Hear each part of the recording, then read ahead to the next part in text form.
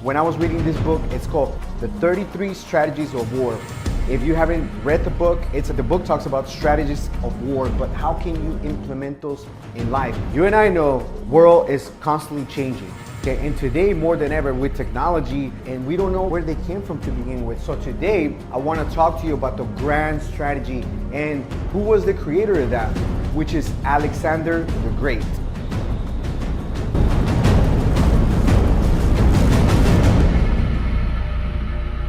Welcome back once again, everybody. Thank you once again to coming back to our channel. As you already know, the name of our channel is Through Failure and Success. If you've never been here to this channel before, I have one request of you, that you like the video, share with anybody that you think is going to get value out of this video. And because I believe that we provide content to you for anybody that is at the beginning stages of perhaps maybe getting a career shift, getting into the entrepreneurial world, and you're thinking, I don't know if I should do it. I don't know if whatnot. What is this person going to say about me? This is the channel where you come in and you consume this content that you're going to take to yourself, and then you apply that to your personal life. But with that being said, share, click subscribe, and share the video. But in today's video, I really want to talk to you about this wonderful story that most of us have already heard of before. When I was reading this book, it's called The 33 Strategies of War. If you haven't read the book, it's highly recommended that you read it. But the book talks about strategies of war, but how can you implement those in life? I made several videos about this book because it is very interesting in the different strategies that were created back in the days, but therefore we still use them today. But most of us go on about our lives knowing about certain strategies, but yet we don't implement them. We don't do anything about it, right? And we don't know where they came from to begin with. So today, I want to talk to you about the grand strategy and really who was the creator of that, which is Alexander the Great, okay? So I want to talk to you a little bit about who was Alexander the Great. Let's dive into it. Who was Alexander? Alexander the Great. He was born in 356 BC. Died in 323 BC. Today, a lot of historians are making a case about how did he pass, how did he die. A lot of people are saying, a lot of the historians says, he was poisoned. A lot of them are saying, he had a fever, which is something very common that was happening back then in those ancient times. But Alexander the Great, he was actually the son to Father Philip II, who was the king of Greece, who was eventually murdered by one of politicians back then. So you can tell that politics and just conspiracy and just dirty people in politics was something that was already going on from back then. But the point is that his mother was Olympias, okay?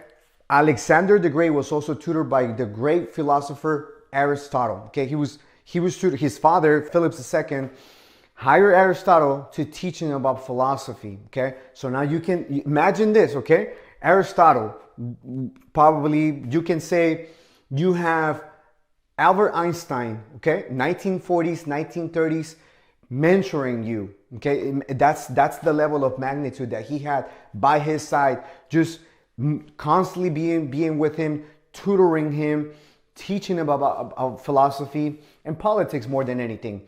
But his mother, Olympias, okay, Olympias, she actually had a vision. Okay, and we hear this about in movies, books, stories, fantasies, whatever we watch, right? This person having a vision of a destiny. Okay, that is what Olympia's mother saw in Alexander. She thought him at such a young age that he was going to be at 3 years old. Okay, it is said that at 3 years old, he was already seeing that by age 30. He was going to rule all of the known world, okay? And we're talking about the known world. We're talking about what it is today: Egypt, Serbia, Iraq, Iran, Afghanistan, northern parts of India. That is where Alexander ruled during his time as a king.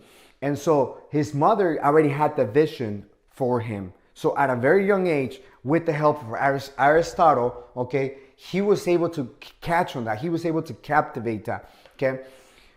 Once he took over as a king, okay, obviously there was many battles. There was in his 13 years that he was as a king, he never lost a battle, okay? He never lost a battle. This is very big when you're thinking about just great commanders, great leaders that have actually been in charge, been in power, and never losing a battle. Okay, and he did that in such a short time, in less than 10 years, where he eventually knocked out the Persians, he threw them out of the crown, and he eventually ruled all of what was the known world. But where am I going with this? Why am I saying this to you, and why do I want to bring up Alexander? You see, back then, okay, when he was leading his cavalry, his army, into different battles that they had to go through, right? When they invaded Persia, a lot of the commanders, okay, they knew what was their strength. Something that they were known for was speed, the fast speed that they were able to just attack an enemy and take over the land or the city that was built at that time. Okay, speed was their strength. Okay, many times, many of the advisors of Alexander, they would give him advice, but he would go otherwise. He would just maybe say yes, maybe say no. But why did he do that? Nobody knew at the time. Most of his advisors, okay, most of the politicians as well, they thought that he was out of his mind. He was not ready. This was not the time, okay, to be in charge, to be leading an army and learning on the job. Some of the strategies that he was able to do, this is what I got, okay? Number one, it was anticipation. This is all about strategy. What's gonna be my next move in order for me to make the correct move? I wanna share this and not make a mistake. Minimize the mistake. If I know it's gonna be bad, this is good, this is bad, how can I minimize the bad to being good? But in anticipation, you gather all of the data, okay? You gather, the inside and outside of a company. This is how you will relate it to today's world, okay? Anticipation. Okay, in today's, there's a lot of competition everywhere you go. Some of the strategies, okay, that he was able to implement, I want to touch 4 of them. I want to make sure that I have you understand, okay, how do you implement those strategies that he used back then and implementing into today's world? Because you and I know world is constantly changing, okay, and today more than ever with technology and social media, the internet, and everything that we have, okay, the world is changing at such a fast pace, okay, that if you're not able to keep up with it, you're not able to keep up with certain things that you want to achieve. Okay, you have a goal, you know what you want, but you're not getting there for. Maybe it's the strategy that needs to change. Okay, number 1 was anticipation. He was in today's society. Actually, in today's society, as a company, as a leader of a team, as a leader of a company, you must be able to possess the anticipation. Okay, able to collect the inside and outside data. Okay. You know what, that person, what are we going to do with this VP, with this manager of the company? Well, you know what, this person, it's actually, not probably not a good asset for us. He comes into the office, he likes to smoke weed, he goes and talks to the team, in such a friendly way, and therefore it's not adding value to the team. Got it, perfect. We anticipate that if we don't get rid of this person, okay, the company's not going to go anywhere. Okay, you collect the inside data. Okay, who's the competitors? Well, we got this company that is coming up with certain things. This is some of the cell phones. This is some of the products that they're putting out, and therefore this is what we ought to do in order for us to compete against them. You possess that ability to anticipate. One thing, okay, that I want to say to you: this is not about just collecting information from based on what CNN and Fox tells you. This is legit data. This is legit information that you want to possess, that you want to make sure that you understand, okay? When you're anticipating, when you have a competitor that is interrupting the market, that you're able to possess that. And so what can I do in order for me to minimize the worst case scenario into a minimum? So anticipation is one of them. And it's a huge one actually when you are leading a team. The number 2, it's ego, all right? Ego, this is gonna be one of the hardest for most people when you are dealing with a team, when you are maybe you're working for a company, okay? It is hard for most people. This is an example of someone, the emotions get in the way. This is what Alexander was able to do very well. He did not let the ego get in the way, the emotions get in the way. That if I knew that my cavalry, okay, my army that I have, and we're well known for having the strength of speed, we're fast, we're able to conquer this land, we're gonna take over that city. If we're known for speed, okay, if my ego gets in the way, it says, we're gonna take him by speed. That's what we're gonna do, and we're gonna do what we say. Because I don't care what you say, it is what I say, okay? I feel important, I feel higher than everybody else. But that sometimes works against you. Most of the times it will work against you, actually, depending on the situation. That's why you need to be able to possess anticipation, okay? Once you possess anticipation, this is where Aristotle taught Alexander, okay? The ego, the ability to be able to control your emotions, okay? If I know that person is telling me this, that I can't do that I can't lead the team, that I can't lead the army, that I'm never gonna be like my father, okay? I don't let those emotions get in the way. I don't let them affect me. I hear what you're saying, but I don't believe that. Why? Because my vision, my goal, it's already somewhere else. I have a grand strategy. I see myself not here today. I'm here with you physically today, but my mind is somewhere else right now. My mind is already in the future, and I can already see, okay, your vision, okay, becomes more clear. But why? Because your ego is not in the way. Your emotions, you are able to control them. One of the big things that Aristotle, one of the big influences that he was able to insert in Alexander. All right, so number 3 is the courage to make decisions. The courage to make decisions. And one thing that we must realize is that we cannot please everybody, okay? I may not be for certain people when I'm making these videos. You know, I'm not for you. What I have to say to you, it's not for you, okay? But you have to be able to you have to have the courage to make the decisions and not be able to please pretty much anybody, okay, that wants to be pleased, because there's going to be times where you're going to have to make that phone call, where you're going to have to make the decisions, where you're going to have to talk to the CEO of the company and tell them, you know what, this individual here, it's not good for the company, okay? And this is with all good intention for the company, okay? I'm talking about an individual who has the values, who has the sincerity of just making the company a better company, you know, towards our competitors. This person is not here. It's actually another good asset for us. They're not very good for us. This is the action that we must take, okay? But you got to be able to communicate that to your leaders. If you're asking for a raise, okay, you got to have the courage to ask for that, okay? But if you're going to go ask for a raise, you best believe that you got to have some facts, some things that you have already, numbers that you already accomplished, okay? You have a track record, okay, that is going to back you up just in case that they want to throw a curveball at you and say, why are you asking for a raise?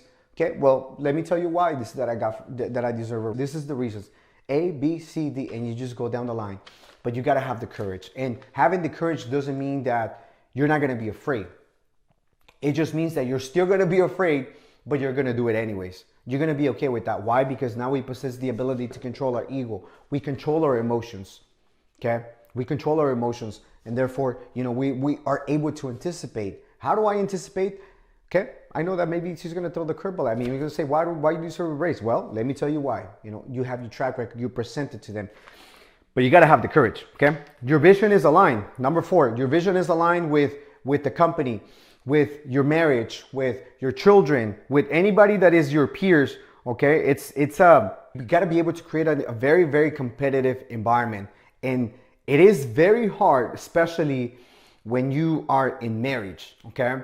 Let me give you an example, okay? There was a time, okay, once upon a time where my wife and I, we were just recently dating. We were not married at that time, but she always likes the idea of just giving a gift to somebody. I never grew up in that environment where I personally like to give something to somebody, but this is what I learned from my wife, okay? Out of all people, okay, you learn the least people that you expected the most, but the partner that you go to sleep with every single night, that you see every day. This is, if you're married, this is your opportunity to really look and analyze, okay, what are some of the qualities that I can learn from this individual, okay? Some of the qualities that I got is that she will always get a gift for somebody during their birthday, anniversary. Thank you for doing, you know, such a great job. And I'm gonna always, you know, let her know, why are you doing that? You know, why you gotta give a gift to this person? You know, why you gotta give to that person? Why you gotta talk to them? You know, why you gotta, you know, so it was a lot of why are you doing this? Okay. What I failed to realize at that time, okay, it was that it was not about me. Okay. It was not about me. It was about her. And she needed my support. Okay. But why did she do that? Why was she in such a given phase, just such a given emotion? Well, she possesses the ability to just give back unconditionally. It's really, you know, I'm really grateful for you being here in my team. I'm really grateful for you having the support, you supporting me every single time that I have a task to do. You support me. This is my thank you. And it's not a big thank you. It's just that I thought of you. I thought of you and I just want to thank you for that. Here's a little gift for you. Here's a gift card for, for you and your spouse to go to dinner. Here's some flowers for you. Here's a new purse for yourself. Whatever it is, okay? And it doesn't always have to be a physical thing, a tangible, okay? It can always be, just a thank you. I love you. And that's one of the things that I learned from her. That was just her. That is still her. She just likes to give unconditionally. And so that is one of the things that I failed to realize, but it was a big eye opener for me. Your vision has to align. You have to be able to have that aligned vision with your marriage. What is it that we want to do as a family? Okay, who are we as a company? What is our ultimate goal in the next 3 to 5, maybe 10 years? Where do we see ourselves? Okay, grand strategy. Where do we see ourselves in 10 years? Where do we want to be? This 4 keys is what stood out to me the most with Alexander and how I interpreted them into today's world. So now, with that being said, thinking short-term, long-term, okay? Thinking short-term, there's 2 kinds of people, okay? There's the person that's gonna think short-term, and there's the person that is gonna think long-term. Short-term is someone that says, you know what, we have this problem with the computer, we don't know what to do with it, you know what, got it, let me see it, let me figure it out. Okay, I jump on it, okay, you know what, 45 minutes later, she has an answer, this is what we need to do from now on, and therefore, this is what, you need to do or not do with the computer so that all the computers in the office works. Got it, short-term. Long-term, by the way, this person might not be good at long-term. That person might be just a good short-term thinker, okay? He possesses the ability to think just in the moment. But thinking long-term, where do I see myself 10 years from today? Maybe not, maybe he sucks, okay? Vice versa, long-term, this is what Alexander did. I'm thinking long-term. I don't see this as a war. I'm gonna go against the greatest army, okay, that ancient world has ever seen, which is the Persians.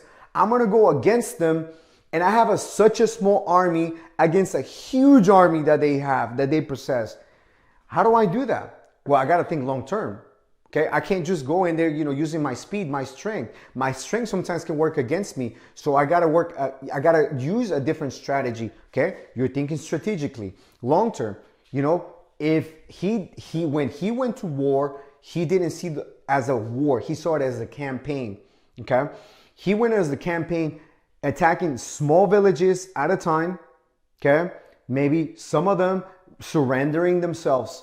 Maybe some of them, they put up a battle against them. A lot of them, okay? It was a different type of campaign that he had to deal with. He went from the north to the south to back to the north. He zigzagged up and down. He went back east. He went back west.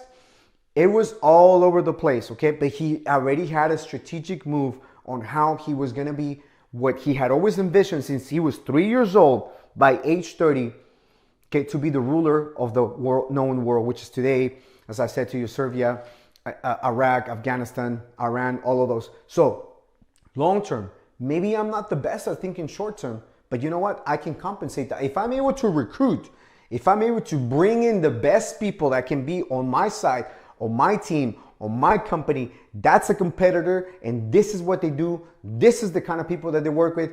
That person no longer works for the company anymore because their vision doesn't align. I'm gonna go after that person because I believe that their qualities, their skills are gonna serve me and my company based on the stage of my current position of my company. You think long term, but you might suck at thinking short term. Okay, so that's why we don't undermine the person that is thinking short term, and we don't think of that person as crazy. I mean, you could do that, and I'm going to touch that with you right now. You could do that because that's what the army saw back then from Alexander. This person is crazy. He doesn't know what he's doing. My God, are we going to really follow a leader like that? He's only 20 years old. You want to recruit the people to your team that are going to pick up on your weaknesses, okay? Because you have some strengths that this person does not possess. But that person might have a very small strength, but to you it's a huge asset. So what can I do in order for me to recruit them? You go on a campaign, you think long term, just like Alexander did. So with that, thinking long term and short term, those are the 2 kinds of people that you can pretty much anywhere you go, you can always identify them. I want to let you know. So now that you know how Alexander the Great was able to conquer what was known back then as the known world, and some of the strategies that he used today, and how do we view them today, as in today's, what it applies today in today's society. Because again, the world is very different, and the world's going to continue to change. Okay, the world's going to look very different 20 years from today from what it is today. And you might think there's no there's no possible way that we're going to be any different. You know, how much more can we do? We got cell phones, we got iPhones, we got the internet, we got electric vehicles. Maybe they're thinking about, you know, putting a flying car. How much different can the world look? Well, you'll be surprised, because same people that were living 40 years ago, okay, 1980s, 1990s, and even 2000s, they thought the same thing. How much different can the world be? Okay, remember the 2000, the bubble, the Y2K, okay, when everybody thought that the world was going to end because it was 2000. Okay, we're 2023 right now. So, but with that being said, great strategic thinkers are curious, and they often ask questions. Okay, they are open-minded, they are curious, and you're going to find them just being okay with being wrong. If I'm making a prediction that this is what's going to happen within the next 12, 24 months, now with the economy, whether we're going to go to recession, whether we're not going to go to recession, you know, you get this great, you know, CEOs, you get this great businessmen that are thinking, you know, we are in a recession already, the housing market, this is what's going to happen. And most people are thinking there's no way the housing market is not going to crash, because, you know, people have a lot of more equity than they did in the past. And there's no way that the housing market is going to crash with the recession. And you got this great CEO saying, you know what, it's going to affect it. It's probably going to be worse than 2008. It may not be as bad as 2008, but it's going to crash, okay? They're telling you what's going to happen, okay? Based on different data that they collected, as I was telling you earlier, okay? You anticipate, okay, based on data, intel that you collect, okay? But they are okay with being wrong, okay? You can say whatever you want about that person, okay? But I can almost guarantee you, most of the critics, most of the people that criticize this individual that has had a lot of success, a lot of accomplishments, okay, those individuals, they're not going to be willing to take the risk. Even yet, to put themselves out there to say that this is what I think it's going to happen. This is what I think is happening with whatever topic you're speaking of. They're not going to put themselves in that position. Why? Because they're pleasers. They want to please everybody. They want to make sure that they don't fall on the, you know, list that, yeah, I'm not going to talk to that person anymore because, yeah, I don't like their style. I don't like the way that they're talking about this person. But strategic thinkers, okay, they are curious and they are open-minded. Again, they're not afraid. They're not afraid of being wrong, okay? Not necessarily opposing the view, okay? Not necessarily opposing the view, because understand that different worldviews, you know, have different stories, okay? This is another way that strategic thinkers think. They understand that everybody, okay, if I was born in India and you're born in United States or France, whatever country, your way of viewing the world, okay, it's going to be very different than mine, because we are from two separate parts of the world, okay? We have different stories, okay? And if we ever encounter ourselves, okay, and then we're talking about a topic and we don't agree with it, it's not always about, I don't like that person because they are disagreeing with me. And that's the mistake that most make, okay? That's the mistake that I used to think as well, okay? Growing up and you know, having early responsibilities and the companies that I work for, as a manager, as a leader, as someone in charge of whatever shift, whatever company I work for, okay? That if I thought that this is the way that needs to be done, and that person is getting the job done, but in their own way, you know, my mistake was, no, she's doing it wrong or he's doing it wrong because I said it to do it this way, but they're delivering the result. Okay, what I was missing, okay, it was the ability to understand that, you know, there's two different worlds, two different stories in life, and that's what makes us unique, okay? I was thinking long term. That person was thinking short term. How can I get this as fast as I can? You know, give him the result that he's looking for. I was thinking, you know, I need to get this done, but in order for me to accomplish 5 other things that needed to be done within that month, within the following year, whatever it was, but I didn't possess the ability to think differently, to be able to understand that there's different views, different stories that we all possess. So with that, the question now becomes, now that you understand, what is a strategic thinker, how can I become a strategic thinker, okay? What is it that I can do in order for me to become a strategic thinker? One of the very first things that I recommend you do is take a look around your circle. Who is in your corner? Who's the people that surround you? Who are the 5 closest people to you that are influencing everything that you do, everything that you say, whatever you are after in the world, okay, as your ultimate goal, okay? Take a look at those 5 people, okay? Understand who you surround yourself with, because you got to think of it like this. This is like going to the gym. You're going to put yourself in positions, you're going to put yourself in environments that are not going to be comfortable. When you go to the gym and you start exercising, you feel the pain, right? And you might say, oh, today I don't want to feel like it enough, because I just don't feel like it. Okay, your brain is not used to it. Your brain, it's in an uncharted world, okay? Something different that they have never been, okay? You and your brain, you and your mind, you have never been to that space, okay? You got to put yourself in an uncomfortable position. And if you got to cut ties with this person who is smoking weed, is asking me to go out on the weekends, it's asking me to go out after work, to go get a beer, to go get a drink, you know what, let's go and go out on the weekends, let's go sit down and watch football. And it's taking time away from my family, okay, from my values, from what I ultimately want. This is not the person that I want to be around. This is not the individual that I need to be around. And you got to possess that ability. You got to be able to possess the ability to be okay with being okay. And at the beginning, as I said, it's not going to be comfortable. It's not going to be pretty. You may lose some relationships along the way. Okay. It's not going to be about, I have this entire army, this entire people behind me that are supporting me. Not everybody's going to be okay. Not everybody's going to agree with what I say, but that is okay. That is what I believe. It's one of the key abilities for you to possess to be able to become a grand strategist. Nothing goes any further if you're not able to possess that, to not necessarily disliking the other person, disliking the circle that you have, but it's just that we're not in the same world. Okay, we have different stories, we come from different worlds, but it's okay. I just don't agree with, it's not that I don't like you, I just don't agree with you. You got to cut the relationship and insert new people into your circle that are going to push you, okay, that are going to make you feel uncomfortable. That's the kind of people that you're going to be needing to. And the last one that I believe is constantly improving, okay? Not skimming through books, okay? Not just, if I tell you the 33 strategies of war, okay? You might say, oh, okay, it's a great book. Yeah. I don't need to read it. Here it goes. You throw it away.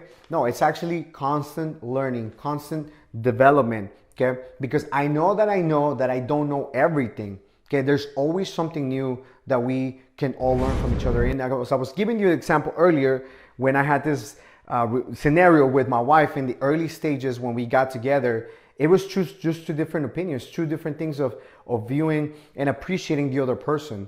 Okay, so you got to be able to constantly learn, constantly elevate your standards. Okay, because once you have that individual, once you have that mentor that pushes you, that makes you feel uncomfortable, okay, and you are able to be open-minded and curious, okay, that's going to elevate you a little bit further up. And guess what? The next step is going to climb. It's just like going up the stairs, right? When you go up the stairs, you know you want to get upstairs, okay, you know you want to go upstairs, but you got to go 1 step.